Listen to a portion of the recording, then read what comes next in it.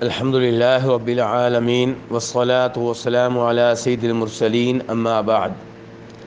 ایک بہن سوال کرتی ہیں کہ کیا رمضان میں کسی کی موت واقع ہونے کی کوئی خاص فضیلت نبی علیہ الصلاۃ والسلام سے ثابت ہے؟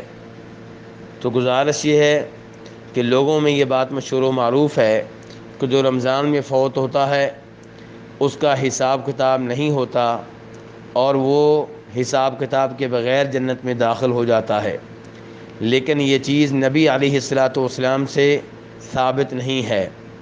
البتہ آپ سے یہ ثابت ہے کہ آپ فرماتے ہیں کہ ومن صام یوما ابتغاء وجہ اللہ ختم لہ بہا دخل الجنہ، کہ جو آدمی کسی دن اللہ کی رضا کے لیے روزہ رکھے اور اسی روزے پہ اس کی زندگی کا اختتام ہو جائے تو ایسا آدمی جنت میں داخل ہوگا۔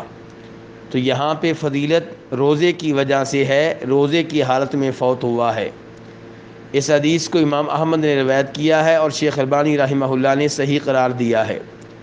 لیکن یہ کہنا کہ جو بھی رمضان میں فوت ہو جائے اس کا حساب کتاب نہیں ہوگا، دوسرے لفظوں میں چاہے اس نے روزہ رکھا ہو چاہے روزہ نہ رکھا ہو، تو ایسی کوئی چیز نبی صلی اللہ علیہ وسلم سے ثابت نہیں ہے۔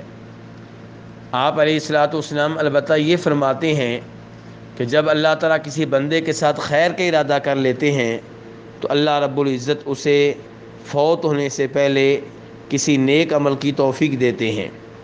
اس حدیث کو امام ترمذی نے روایت کیا ہے۔